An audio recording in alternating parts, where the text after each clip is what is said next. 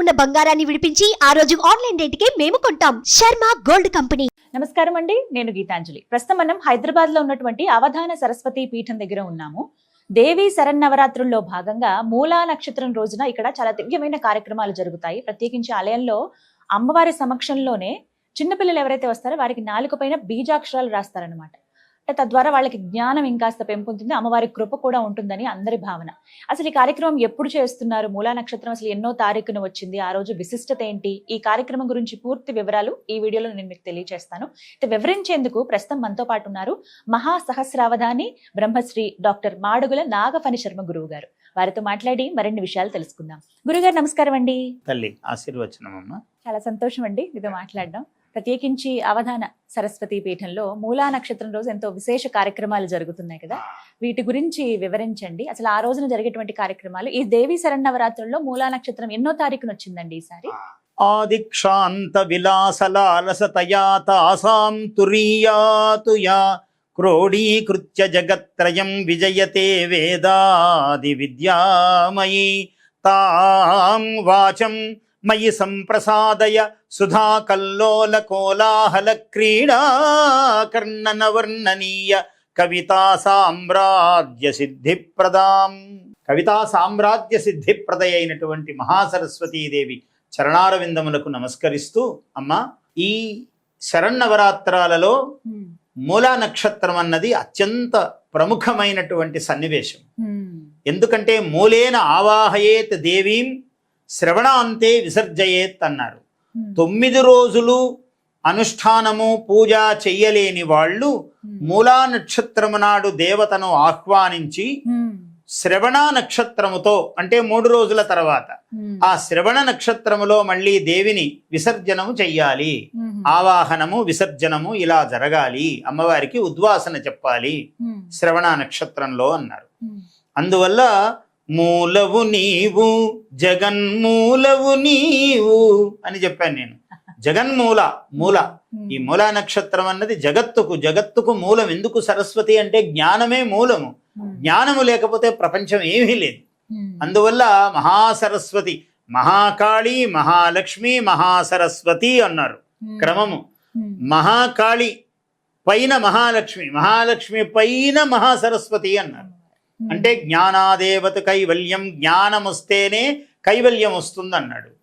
చాలా ఈయనకు కోటాను కోట్ల సంపద ఉందండి, ఈయనకు మోక్షం రావాలి అంటే దానికి అర్హత లేదు. కోటాను కోట్ల ధన సంపద యజ్ఞయాగాది క్రతువులో, దాన ధర్మాదులో, తపస్సులో చెయ్యడానికి ఈ డబ్బు కారణం కావాలి. అయితే అప్పుడు దాని నుంచి అది జ్ఞానము, అప్పుడు మోక్షము రావాలి. అంటే సరస్వతి అనుగ్రహమే కలగాలి దాంతో. ఇలా చెప్పారు క్రమం. అట్లా మూలా నక్షత్రమునకు సమధికమైన ప్రాధాన్యం ఉంది. అందుకనే వేదములో చెప్పినప్పుడు కూడా శుద్ధ లక్ష్మీర్ మోక్షలక్ష్మీర్ జయలక్ష్మీ సరస్వతి అన్నాడు. శ్రీర్లక్ష్మీర్ వరలక్ష్మీశ్చ ప్రసన్నా మమ సర్వదా పరాంకుశోపాశమభీతి ముద్రాం కరైర్వహంతీం కమలాసనస్థాం అని అమ్మవారి స్వరూపం చెప్పేటప్పుడు అందులో సరస్వతి అన్నారు ఒక స్వరూపాన్ని. బాలార్కకోటి ప్రతిభాం త్రినేత్రాం భజేహమంబాం జగదీశ్వరీం తాం అన్నారు. అందువల్ల ఆ సరస్వతి యొక్క ప్రాధాన్యము సర్వాత్మన అన్ని చోట్ల ఉన్నది. ఆ సరస్వతి రూపమే మూలా నక్షత్రం నాడు ఆరాధింపబడుతుంది శరన్నవరాత్రులలో. ఈసారి నేను అనుకోవటము 9వ తారీఖు వచ్చినది, బుధవారము నాడు సరస్వతి ఆవాహనం. ఆ రోజు సరస్వతి అవతారము, ఆ రోజే మూలా నక్షత్రము. అయితే సప్తమి అన్న తిథి అమ్మవారిది, సరస్వతీదేవిది. అష్టమి దుర్గా, నవమి మహర్నవమి, ఇంకా అది మహిషాసురమర్దిని, అనేక మనకు ఇష్టమైన రూపాలన్నీ పూజ చేసుకోవచ్చు. ఇలా సప్తమి, అష్టమి, నవమి ఈ 3 తిథులు. ఈ సప్తమి సరస్వతి స్వరూపం. ఒక్కోసారి మూలా నక్షత్రం వచ్చినప్పుడు షష్ఠి ఉండొచ్చు, సప్తమి ఆలస్యంగా రావచ్చు. ఇక్కడ నక్షత్రమే ప్రధానము. మూలా నక్షత్రము వచ్చినప్పుడే సరస్వతి ఆరాధన అన్నది ముఖ్యం. నక్షత్ర మూలమైన సన్నివేశం ఇది. 9వ తారీఖు 9వ మరి తారీఖు. పీఠంలో జరుగుతున్నటువంటి కార్యక్రమం ఏంటండి? పీఠంలో ఏమిటంటే విశేషం తల్లి, ప్రతి సంవత్సరము మూలా నక్షత్రం నాడు ఇక్కడ సరస్వతి పూజకు చాలా విశేషంగా జనం వస్తారు. ఒక 2 సన్నివేశాలలో సరస్వతి పీఠంలో విశేషమైన పూజ ఉంటుంది. ఈ మూలా నక్షత్రం ఏమిటి అంటే సరస్వతి పూజ, అక్షరాభ్యాసాలు. నాకు అమ్మవారి ఆదేశముతో నేను చాలా చిత్తశుద్ధిగా ఒకనాడు అమ్మవారు నాకు స్వప్న దర్శనమై ఒక ఆదేశం ఇచ్చింది. నీవు విద్యావంతుడివిరా, నువ్వు మహాకవివి, నీకు ఈ అనుగ్రహం ఇచ్చాను, నీ చేత్తో బీజాక్షరములు వ్రాయి పిల్లలకు అని ఒక అనుగ్రహం అమ్మవారు ప్రసాదించింది. అందువల్ల నేను ఎంతమందికి వీలైతే అంతమందికి ఆ రోజు నాలుకలపై బీజాక్షరాలు వ్రాస్తాను. నేను నాకేదో ఒక పద్ధతి చెప్పింది ఆమె, ఒక దర్భ దర్భాగ్రముతో ఇలా రాయాలి అని చెప్పినది. దానితో నాకు కూడా తెలియదు, ఒక్కొక్క ముఖము చూసినప్పుడు అక్కడ ఏ బీజాక్షరాలు రాస్తానో నాకు కూడా తెలియదు. అందరికీ ఒకటే వ్రాయను. అది అంటే ఇది బయటికి చెప్పడానికి కూడా వీల్లేదు, ఇంతవరకే చెబుతున్నాను. ఏమి రాయాలి అన్నది ఆ ముఖమును, ఆ వ్యక్తిని, ఆ పిల్లవాడిని లేదా ఆ చిన్న పిల్లను చూసినప్పుడు మనస్సులో నాకు అమ్మవారు ఏమి ఇస్తే ఆ అక్షరాలు రాస్తాను అక్కడ. అలా జరుగుతూ ఉంటుంది. ఈ బీజాక్షరాలు రాయటము అనేది విశేషంగా జరుగుతుంది. చాలా మంది జనం వస్తారు ఆ వేళ పీఠంలో. సమయం ఎప్పుడండి? తల్లి సమయం అంటూ సమయం ఉదయం 8 నుంచి మొదలవుతుంది తల్లి. ఈ ఒక కాలంలో 4 గంటల నుంచి కూడా చేసేవాళ్ళము.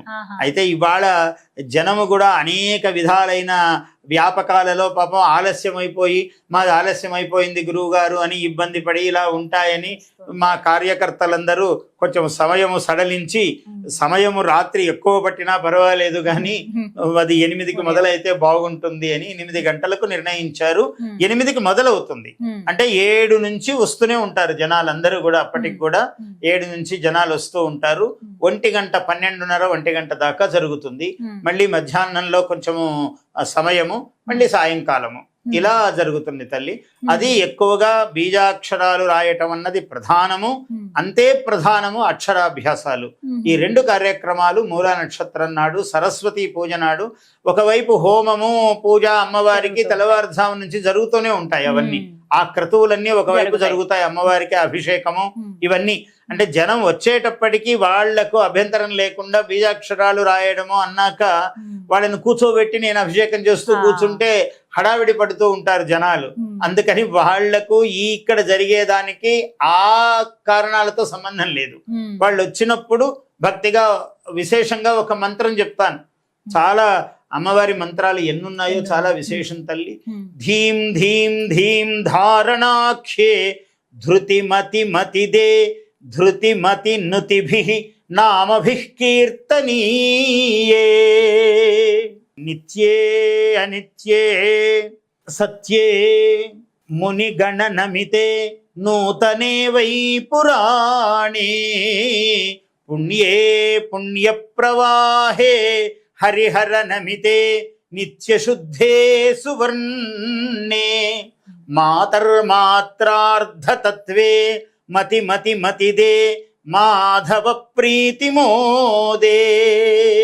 ఇలా అనేకమైన విషయ హ్రీం హ్రీం హ్రీం హృదయ బీజే, ఇలా బీజాక్షరాలతో కలిపినటువంటి ఒక విశేషమైన సరస్వతి మంత్రం ఉంది. ఉపదేశిస్తాను నేను. ఎవరికి ఏది ప్రాప్తమో అది కూడా అంతే. ఆ కూర్చున్నప్పుడు ఆ జనము ఆ సమయంలో ఏ మంత్రము ప్రాప్తమో అది ఉపదేశం చేస్తాను. చేసి ఈ అమ్మవారి యొక్క ఈ మహామంత్రములు, బీజాక్షరాలు రాయడము, అట్లనే ఒకవైపు అక్షరాభ్యాసాలు, ఇవి విశేషమైన కార్యక్రమాలు మూలా నక్షత్రం. ఈ బీజాక్షరాలు రాయడం ఏ వయసు పిల్లలకండి? నిజానికి అన్ని వయస్సు పిల్లలకు, అంటే 3 ఏళ్లు దాటితే ఎవరికైనా. ఒక్కోసారి పెద్దవాళ్ళు కూడా అడుగుతుంటారు, 30 ఏళ్ల వాళ్ళు, 40 ఏళ్ల వాళ్ళు, 50 ఏళ్ల వాళ్ళు కూడా ఏదో చదువుతున్నామని, వాళ్లకు జ్ఞానము తృష్ణ కావాలి అని, అట్లాంటి వాళ్ళకు కూడా రాస్తాను. అది వాళ్ళ శ్రద్ధను బట్టి. ఎవరైనా నేను సంగీతంలో ఇలా చదువుకున్నాను గురువు గారు, నాకేదో కావాలి, నేనేదో IAS కు రాస్తున్నాను గురువు గారు అని చాలా మంది విద్యార్థులు వస్తారు. పేదవాళ్ళు వాళ్ళందరూ పాపం కష్టపడి చదువుతున్నాము, మాకు ఒకసారి తప్పిపోయింది, ఈసారి ఎలాగైనా రావాలని వస్తారు. అట్లాంటి వాళ్ళకి ఏవి రాయాలో అవి రాస్తాను. అట్లనే కొంతమంది మేము ఇలా ఏదో కట్టాము, డిగ్రీ కట్టాము, మాస్టర్ డిగ్రీ కట్టాము గురువు గారు అని వస్తారు. అట్లాంటి వాళ్ళకి చేయవలసిన విధే కదా, విద్యను కోరే వాళ్లకు కదా ఇది. కొంతమంది ఎవరో ఇంకా పెద్దవాళ్ళు ఉంటారు మహాత్ములు, మేము బ్రహ్మ విద్య సాధనం చేస్తున్నాం గురువు గారు, ఎందుకో నిశ్చలత్వం కుదరలేదు, మాకేదో ఇది కాలేదా, ఇలా రావాలి అని అడుగుతారు. అది కూడా విధియే కదా, విధిలో భాగమే ఇదంతా. ఆమె అనుగ్రహం ఎట్లా అయితే అట్లా అందరికీ ఇవ్వవలసినదే నా విధి. ఇవన్నీ జరుగుతూ ఉంటాయి తల్లి. అక్షరాభ్యాసంకి ఎంత వయసు? అక్షరాభ్యాసము మాత్రము ఇప్పుడు స్కూళ్ళల్లో చేరేవాళ్ళు పిల్లలు ఒక్కోసారి మేము ఎప్పుడో అక్కడ చేసుకున్నాం, మళ్ళీ మీరు చేస్తారు స్వయంగా దిద్దిస్తారని మళ్ళీ మేము అక్షరాభ్యాసానికి వచ్చామని వస్తుంటారు. తథాస్తు అవి జరుగుతూ ఉంటాయి. అంటే ఏమైనా డబ్బులు కట్టాల్సి ఉంటుందా? కట్టవలసి ఏదో ఉంటుంది తల్లి, ఏదో నియమం ఉంటుంది. అదేదో పెద్ద ఇదేమి కాదు. ఎవరైనా చెయ్యలేమంటే కూడా ఏమి దానికి విషయం ఏమి ఉండదు. వాళ్ళు ఏమి చెయ్యగలిగితే అది వాళ్లకు చెయ్యటం అన్నది నా విధి తప్ప వాళ్ళేం చేస్తారన్న దానికి నియమం లేదు. అందువల్ల అక్షరాభ్యాసానికి ఏదో కొంత చెల్లించవలసి ఉంటుంది. బీజాక్షరాలకైతే ఏ తృణం తీసుకోము, అది ఏమి తీసుకోము, అది ఉచితముగా చేసేది. ఎంతమంది దానికే చాలా సంఖ్యలో వస్తుంటారు, ఎక్కడెక్కడి నుంచో వస్తారు, ప్రతి ఏటా చేస్తున్నారు. అది అలవాటు అయిపోయి వాళ్ళు ముందుగానే మా వాళ్లకు ఫోన్లు చేసి మేము ఫలానా సమయానికే ఉంటాము అని ఎక్కడో శ్రీకాకుళం నుంచి, విశాఖపట్నం నుంచి, రాజమండ్రి నుంచి, విజయవాడ ఎక్కడెక్కడో బయలుదేరి వస్తారు, వరంగల్ నుంచి, నల్గొండ నుంచి వస్తారు. అందువల్ల ఇది మామూలుగా ప్రతి ఏడు జరిగేదే తల్లి. ఇలా బీజాక్షరాలు రాయించుకునే వాళ్ళు ఏమన్నా నియమాలు ఉంటాయండి? ఎందుకంటే నియమాలు అంటే ఒకటి స్థల స్నానము, శిరస్నానం చేసి రావాలి. చిన్నపిల్లలు అయితే వాళ్లకు ఆహార నియమం ఏమీ లేదు, వాళ్ళు ఏదైనా తినవచ్చు. ఉండగలిగిన వాళ్ళు ఉపవాసంగా ఉంటే మంచిది. పిల్లలు చిన్నపిల్లలు కాబట్టి వాళ్ళకి ఏమీ నియమం లేదు, వాళ్ళు తల స్నానం చేసి వస్తే చాలు. తల్లి స్నానం చేస్తే పిల్లవాడికి జయిస్తుంది ఎట్లయినా, అదేమి ఇబ్బంది లేదు అంతవరకు. తల్లి ఒక వ్యక్తికి ధైర్యం ఉండాలి, సంపద కావాలి, జ్ఞానం కూడా కావాలి. జ్ఞానము సర్వదా ముఖ్యము కదా, ఇది అమ్మవారు చెప్పేది అన్ని రూపాల్లో. ముఖ్యము. అయితే ఆ జ్ఞానం మనకి కలగాలి. ఆ జ్ఞానం అంటే గనక సులువుగా అమ్మవారి శ్లోకం గాని మంత్రం నిత్యం పఠించుకునేది ఏదైనా వివరించండి. ఒక మహామంత్రం ఏమిటంటే తల్లి, మహాసరస్వతి అనుగ్రహం కలగాలంటే ఐం మహాసరస్వత్యై నమః, ఇంతే. ఐం మహాసరస్వత్యై నమః. శ్రీం అనేది లక్ష్మీ బీజం అమ్మ, హ్రీం అనేది రాజరాజేశ్వరి బీజము, ఐం అనేది సరస్వతి బీజము. అయితే రహస్యం ఏమంటే సరస్వతి చదువే ఇస్తుంది, శ్రీం అంటే లక్ష్మీదేవి ఐశ్వర్యమే ఇస్తుందని లేదు. ఐం ఐం ఐం ఐం అనేది తప్ప ఇంకొక అక్షరము తెలియదు ఒక మహానుభావుడికి. పూర్వం సూర్యవంశపు రాజు, ఆయన పేరు సుదర్శనుడు, ఆయన భూమండలానికి చక్రవర్తి అయ్యాడు. ఐం తప్ప ఇంకొకటి రాదు ఆయనకు, కేవలం ఐం. నిరంతరము ఐం ఐం ఐం ఐం ఐం అని చేయటమే ఆయన. ఆయన భూమండలానికి అధీశ్వరుడు అయ్యాడు. అంటే అమ్మవారి అనుగ్రహము అది ఇది ఏది అని చెప్పలేము. అందువల్ల ఆయనకు జ్ఞానము, జ్ఞానముతో పాటు మహాసామ్రాజ్యముని ఇచ్చింది అమ్మవారు, మహాసరస్వతీదేవి. అందువల్ల అందుకనే సరస్వతీదేవి ఘంటాశూలహలాయుధారిణి జయ సరస్వతి పాహి మాం, శంఖ చక్ర యుగ చాపభుషుండీ మహాపాణిధర పాహి మాం అని చెప్పాను అమ్మవారి మీద. ఘంటాశూలహలాని శంఖముసలే చక్రం ధనుస్సాయకాన్, ఇవన్నీ ఉన్నాయి సరస్వతీదేవి దగ్గర. మామూలుగా లోకంలో సరస్వతీదేవి అంటే వీణ పట్టుకొని కూర్చుంటుందనే అనుకుంటారు, అలా కాదు. ఘంటా శూలహలాని శంఖముసలే చక్రం ధను సాయకాన్ హస్తాబ్జై దధతీం ఘనాంత విలసత్ సీతాంశు తుల్య ప్రభాం గౌరీ దేహ సముద్భవాం త్రిజగతాం ఆధారభూతాం మహాపూర్వాం అత్ర సరస్వతీం అనుభజే శుంభాది దైత్యార్దినీం. శుంభ నిశుంభులను చంపినప్పుడు అమ్మవారు సరస్వతి స్వరూపంలోనే ఉన్నది.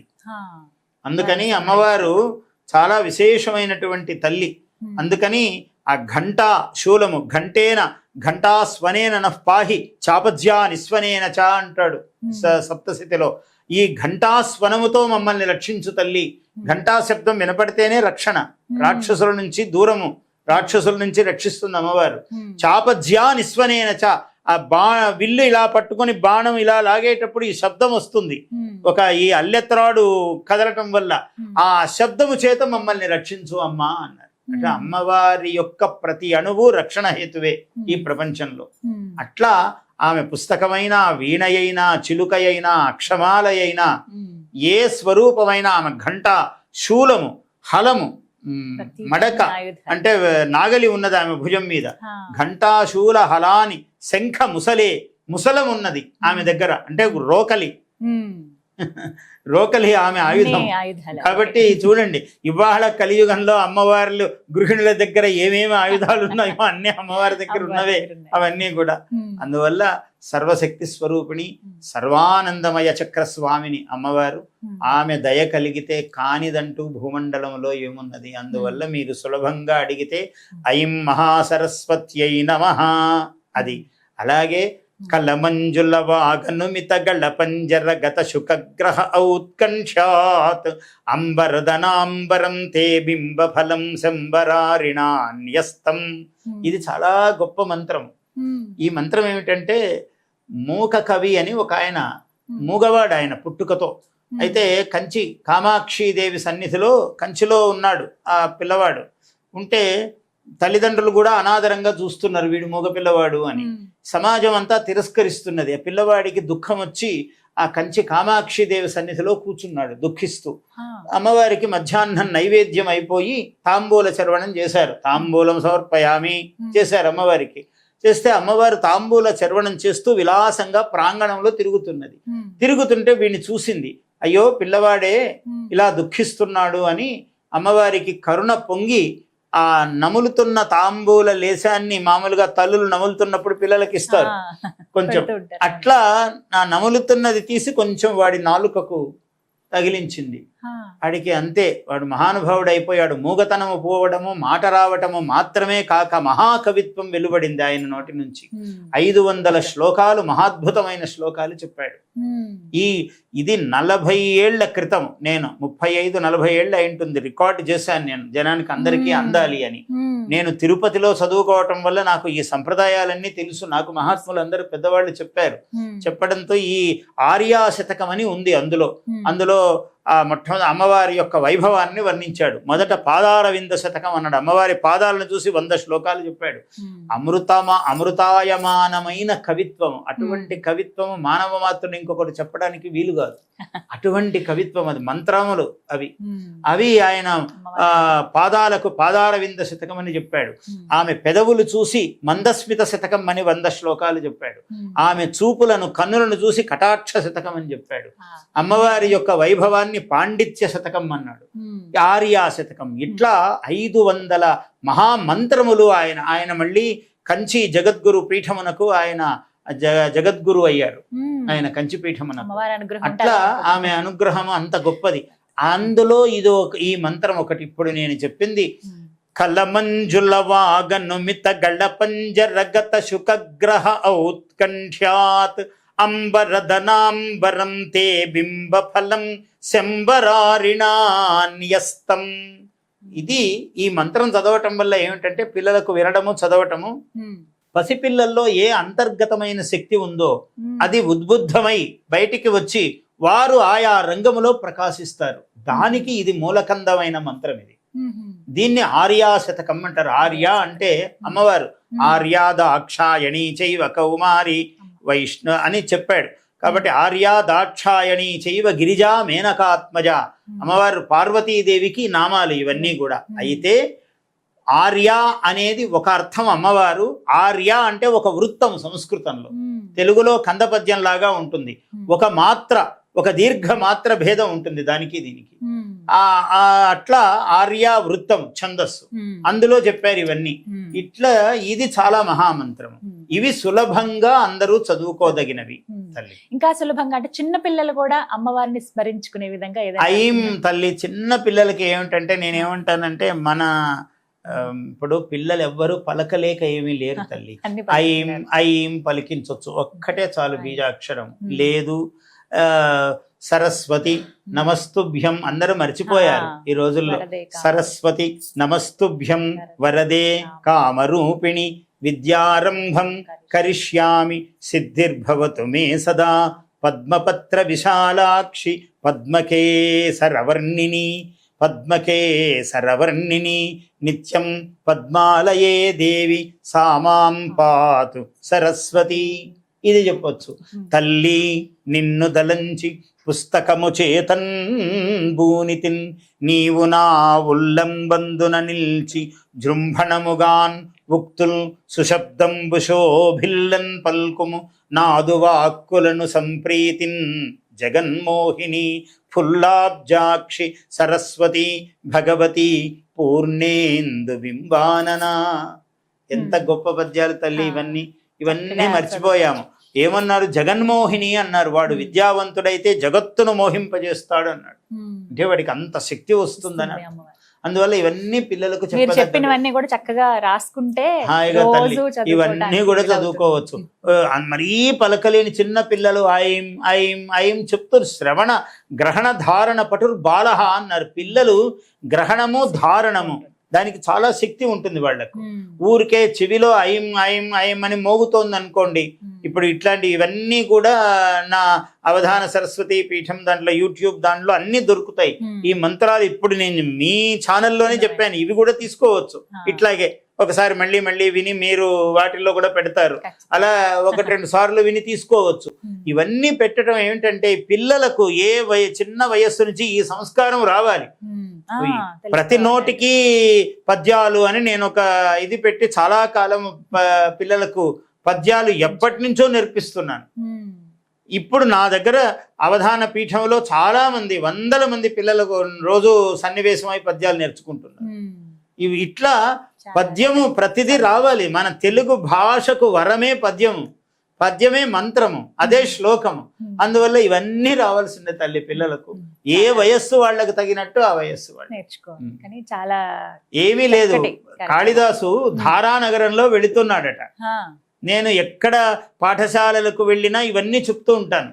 ధారానగరం, ఆ నగరం ఇప్పుడు ధార్ అన్నారు, అన్ని తోకలు తెగ్గొట్టారు, కాల ప్రక్రమేణ పోయింది. అందుకే ధారా ఎంత బాగుంది, హాయిగా కవితాధారలాగా ఉంది ధారానగరము. ఆ ధారానగరం భోజరాజు అంటే కాళిదాసు ఉన్నాడు. నిజానికి చరిత్రలో వాళ్ళిద్దరు కలిసి లేరు. ఆయన ఒక కాలం ఈయన ఒక కాలంలో ఉన్నాడు. ఏమైనా కాళిదాసు వెళుతున్నాడట. వెళుతుంటే ఒక అమ్మాయి తాటియాకు పత్రం, ఆ రోజు పలకలు లేవు కదా, పలకలు ఇప్పుడు కూడా లేవు, ఎవరు పలకలు పట్టుకోవడం లేదు, అందరు పుస్తకాలకు వచ్చేసారు. ఆ అమ్మాయి తాటియాకు పట్టుకొని పోతుందట, చిన్న పిల్ల. కాత్వం బాలే అని అడిగాడు ఆయన శ్లోకంలో. కాత్వం బాలే, ఆ అమ్మాయి అన్నది కాంచనమాల, నా పేరు కాంచనమాల అండి అన్నది. ఓహో బాగుందే పేరు. కశ్యాఫ్ పుత్రి, మీ అమ్మగారు ఎవరు, నువ్వెవరమ్మాయివి అని అడిగాడు. కశ్యాఫ్ పుత్రి కనకలతాయా, మా అమ్మ పేరు కనకలత అని చెప్పింది. ఈమెమో కాంచనమాల, వాళ్ళ అమ్మ పేరు కనకలత. కనకలతాయా హస్తే కింతే, చేతిలో ఏదో పట్టుకున్నావే ఏమిటి అని అడిగాడు. హస్తే కింతే తాళీపత్రం, తాళపత్రం పట్టుకున్నాను. కావారేఖ, ఏదో రాసావే, ఏదో గీసావు అందులో. కావారేఖ కాఖ గాఘ అన్నదట అమ్మ. అంటే కాళిదాస్ అంతటి వాడు శ్లోకంలో అడిగితే శ్లోకంలో సమాధానం చెప్తోంది. అది ధారానగరం, ఆనాటి విద్యా విశేషం. ఇవాళ పిల్లలందరూ కూడా అలా తయారు కావాలి. పిల్లలకు మన భాష, సంస్కృతి, మన పద్యము, ఈ పద్యము చెబితే ముఖము వికసిస్తుంది. ఆ శబ్దము నాభి మండలం నుంచి శోధనము, శుద్ధి ఏర్పడుతుంది ఆ పద్యం పలికితే. కాత్వం బాలే కాంచనమాల కశ్యాఫ్ పుత్రి కనకలతాయా హస్తే కింతే తాళీపత్రం కావారేఖ కాఖ గఘ. ఒక సంగీతము ఈ భాషలో ఉంది, మన తెలుగు భాషలో. అట్లాంటి సంగీతము, సాహిత్యం ఇవన్నీ పిల్లలకు తెలుస్తాయి తల్లి. ఇగో ఇలాంటివన్నీ రావాలి పిల్లలకు. చాలా సంతోషం అండి, ఎంత చక్కగా వివరించారు. మీరు అసలు సమయం ఇస్తే ఇంకా కొన్ని ప్రత్యేకమైన కార్యక్రమాలు కూడా చేద్దాం తల్లి. మీ శ్రద్ధను బట్టి తప్పక చేద్దాం అండి. చాలా సంతోషం, చాలా చక్కగా వివరించారు. ధన్యవాదాలు గురుగారు. నమస్కారం. ఆశీర్వచనం. విన్నారు కదా, మూలా నక్షత్రం రోజున ఈ దేవి శరన్నవరాత్రుల్లో భాగంగా 9వ తారీఖు నుండి మనకి అవధాన సరస్వతి పీఠం హైదరాబాద్ హైటెక్ సిటీ దగ్గర. చాలా మందికి తెలుసు, మీరు ఒకసారి గూగుల్ చేయండి, కరెక్ట్ అడ్రస్ తెలుస్తుంది. చక్కగా నేరుగా వచ్చి ఇక్కడ అమ్మవారి ఆలయం దగ్గర ఆగొచ్చు. మీరు ఆ రోజున వచ్చి మీ పిల్లల్ని తీసుకురండి. ఇంకా ఎవరైనా గురుగారు చెప్పినట్టుగా పెద్దవాళ్ళు ఏమన్నా కార్యక్రమాలు మేము చేసుకుంటున్నాం, ప్రత్యేకించి ఇంకా చదువుకోవాలనుకుంటున్నాం, వాటి గురించి కూడా మాకు అమ్మవారి అనుగ్రహం కావాలనుకునే వాళ్ళకు కూడా బీజాక్షరాలు రాస్తారు. అలాగే చిన్నపిల్లలకి అక్షరాభ్యాసం ఈ కార్యక్రమం కూడా చాలా దివ్యంగా జరుగుతుంది. ప్రతి ఒక్కరూ కూడా విచ్చేసి అమ్మవారిని దర్శించుకుని అమ్మవారి కృపను పొందాలని మనస్ఫూర్తిగా కోరుకుంటున్నాము. ఇది ఇవాల్టి వీడియో. నమస్కారం.